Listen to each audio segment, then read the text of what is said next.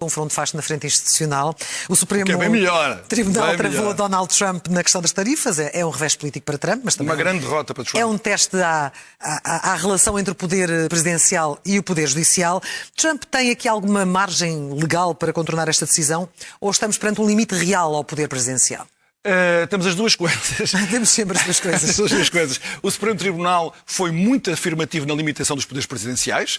E isto é uma grande surpresa até para as pessoas que dizem não, o Tribunal está feito com Trump, porque ele tinha nomeado 3 juízes. 2 dos 3 que ele nomeou votaram contra ele. Portanto, a limitação do poder dos presidentes. E numa área onde o Tribunal seja mais orientado para os conservadores ou mais para os democratas, raramente coloca grandes restrições, que é quando o Presidente invoca que precisa de flexibilidade no exercício do seu poder para lidar com a política externa. E foi assim que o Trump sempre apresentou as tarifas. Claro. Mas se as pessoas lembraram, nós fizemos aqui um programa onde eu falei do momento em que isto tinha subido ao Supremo Tribunal e que íamos ter novidades em breve. É por isso que estamos agora aqui a falar sobre isso. E eu avisei que era muito difícil Trump escapar a uma derrota. Por uma razão. Trump só tinha que alegar que estas tarifas não eram impostos.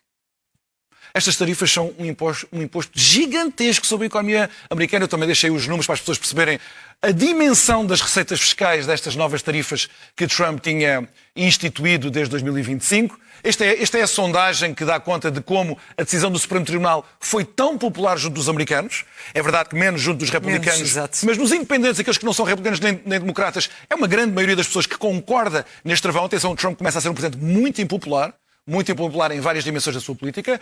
E aqui, o tal gráfico em que eu dava conta que a partir de 2025 temos a barra dividida em 2 cores. A cor a cinzento dá conta das receitas fiscais que Trump foi obtendo com estas tarifas. O Tribunal constatou o óbvio, disse assim, não, estas tarifas são um imposto. São pagas, não exclusivamente, mas a grande parte pelo consumidor americano, portanto, como se fosse uma taxa de vendas, uma espécie de IVA, como nós temos cá, mas está a sanar necessidades de financiamento do Estado americano numa proporção gigantesca. Portanto, isto não está nada de acordo com a letra da lei que o Presidente Trump, uma lei de 77, invocava para ter estes poderes. E, portanto, o Supremo Tribunal diz, olha, isto é mesmo um imposto. Quem, à luz da Constituição, tem o direito exclusivo de lançar impostos sobre o povo americano é o Congresso. É o Congresso. O que é que aconteceu, no entanto? Houve mais considerações jurídicas muito importantes no acordo, vamos deixar isso de parte. Há depois um voto de vencido de um juiz, Kavanaugh, chama-se Kavanaugh, que vota vencido. Portanto, foi uma votação 6-3. Ele está entre os 3 derrotados. Como cá no Tribunal Constitucional há declarações do voto vencido. E ele dá uma indicação de dizer assim, bem, a partir de agora, o Presidente pode ainda ter a possibilidade de lançar tarifas, que tem sido uma peça fundamental na sua política externa. Ele vai aos países e ameaça aos países. Olha, agora vais ter uma tarifa com aquele arbítrio, com aquela flexibilidade, com aquela rapidez que ele estava habituado. É um grande instrumento de política externa. Portanto, isto é uma grande derrota para ele ficar sem isso. Ele diz, mas calma, que ainda há legislação antiga, muito antiga e mais ou menos obscura, que o Presidente pode invocar para continuar com as suas tarifas. Na verdade, o juiz Kavanaugh faz aquilo de uma maneira muito simplificada, porque as condições não são as mesmas. Por exemplo, Trump imediatamente respondeu com uma conferência de imprensa, onde insulta os juízes todos, até insulta aqueles que ele nomeou. O adversário político, o Tribunal Supremo. Ele até insulta, mas ele insulta aqueles que ele nomeou. Sim. E que, aliás, a esquerda americana achou que iam ser lacaios do Trump, que estão a demonstrar que não são. E diz assim, bem, eu em resposta vou aumentar, invocando a tal legislação que não tinha sido invocada, vou aumentar as tarifas, primeiro para 10% e depois escreveu um post no Truth Social a dizer, afinal é 15%. A arbitrariedade vai a este ponto. No entanto, isto é legislação muito mais restritiva. Por exemplo, uma parte desta legislação diz que isto só pode estar em vigor durante 150 dias. E que requer uma investigação de que realmente há uma ameaça à segurança nacional dos Estados Unidos que justifique essas tarifas. Trump nunca fez essa avaliação. Por exemplo, tarifas sobre a Suíça.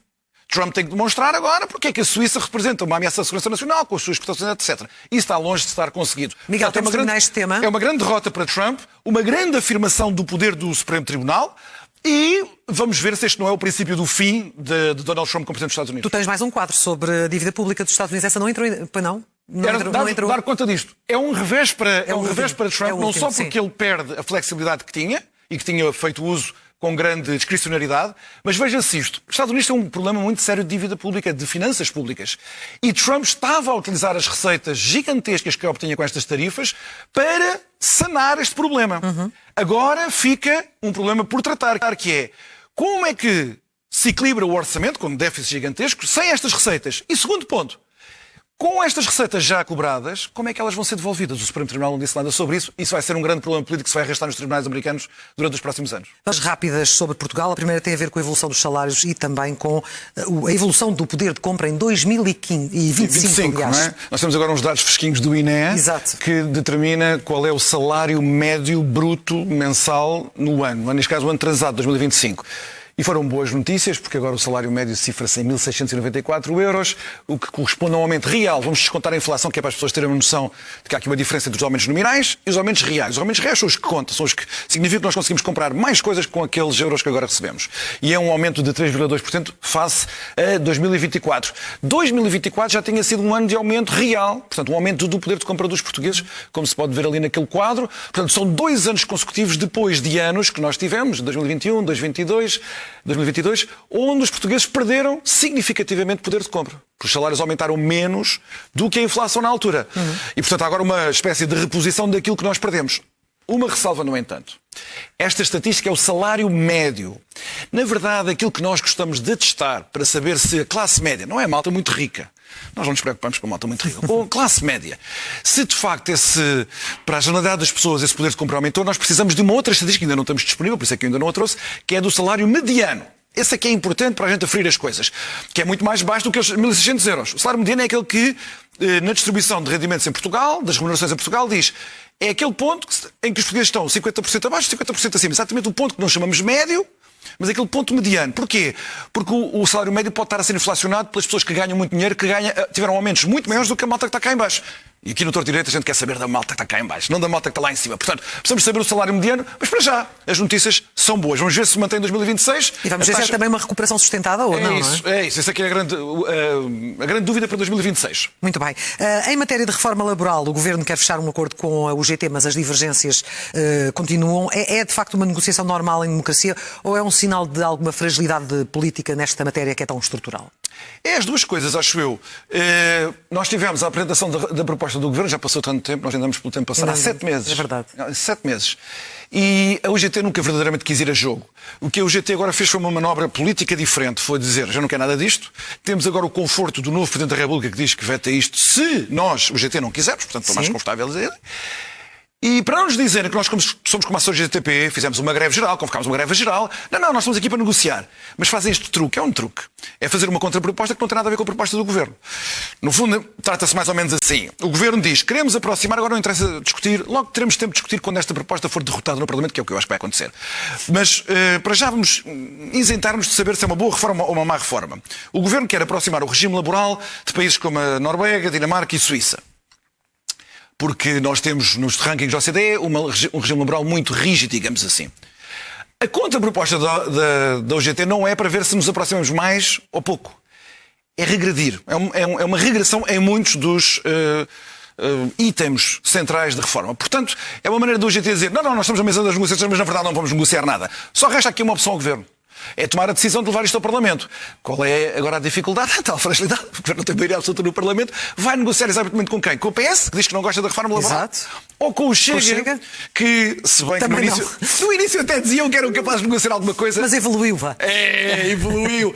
Houve uma evolução presidencial de André Ventura. Presidenciável. Quando percebeu, exato, sei lá, quando percebeu que era capaz de não ser boa ideia para o seu eleitorado, sim, as classes trabalhadoras, e começou a dizer que também não gostava daquilo. Portanto, das duas, ou o Luís Montenegro não leva isto a Parlamento, dizendo, olha, ninguém quer isto e, portanto, eu acabo com a única bandeira reformista que tenho, é uma grande derrota para o governo de Luís Montenegro, ou então ele dá o peito às balas e diz, PS e Chega, não querem? Então votem no Parlamento contra isto, que é para depois toda a gente estar aqui certinha, eu propus, vocês foram contra. Talvez seja melhor esta opção, mas isso não vai poupar Luís Montenegro uma derrota. Muito